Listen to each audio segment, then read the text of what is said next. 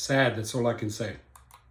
Coming to light after an Uber driver says she was raped by a drunk passenger in Chattanooga. Good evening, I'm Sabrina Majori. And I'm Josh Rowe. Eric Price joins us now live from East Brainerd to explain why it took law enforcement almost an hour and a half to get to her as 911 dispatchers listened in to the assault over the phone. Eric.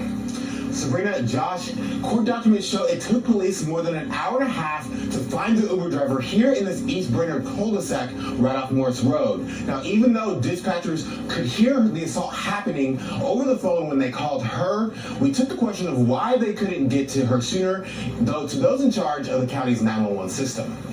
And I ran and I was like, hey, wake up, wake up, wake up. Like, the police are here. There's something going on. That must have not been an Uber. Something's going on. East Brainerd resident Morgan Carter was in her home nearby when she saw this Uber park in her cul-de-sac. And we came home at like 8:30 and there was this car over in this area that was just kind of like parked weird.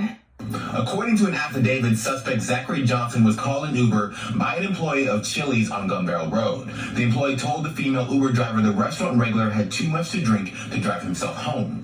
Court documents detail the violent encounter that happened next. Quote, Zach became aggressive with her and came out of his seat again and began assaulting her. He wrapped his arms around her, grabbed her by the throat, and began kissing her face, unquote. This is an unusual type call. I've not seen anything like this before. From Carter's Ring camera, you can see the small SUV even before police arrive. Should I look outside? It's been like an hour or so. I'm like, yo, the car's still out there. The police affidavit says the female driver was trying to call for help. Both her boyfriend and dispatchers could hear the attack happening over the phone, but it took authorities an hour and a half to rescue her and arrest Johnson. We look out the window and some guy is getting pulled from the car, getting arrested. And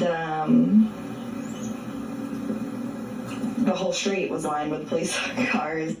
Well, funny, sweetie. Now, Jeff Carney with Hamilton County 911 says the initial ping authorities sent out used to look for the victim gave a 4-mile radius. That's why they had trouble locating her. Now, reporting here in East Brainerd, I'm Eric Price, News Channel 9.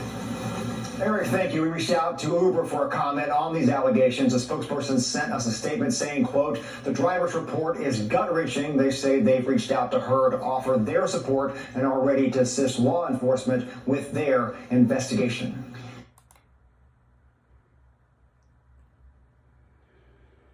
So, here's the thing. And Bryant Greening at Legal Rideshare says it very, very well. Firstly, those in-app features 911 don't work, right? That's the one thing. And secondly, guys like this, they showed, not this guy, but the other guy, that perpetrator, right, that raped her, they are back on the platform the very next day with a different name, right? Prepaid card, they're back on. And because they're not being vetted, the riders, because the information is not being gathered, they circumvent the system all the time. Uber and Lyft know this, but they're not doing anything about it. So the guy walks out, does it over and over again, just like the other video that I showed you the other night, right? Where these female drivers tell their story. They basically got paired with the same guy, or a friend, one of their female drivers got paired with the same guy weeks later. So the guys are out there doing the same act over and over again. Now this guy is locked down, right? He was in the car for an hour with her. An hour. Can you just imagine the poor woman fighting for an hour?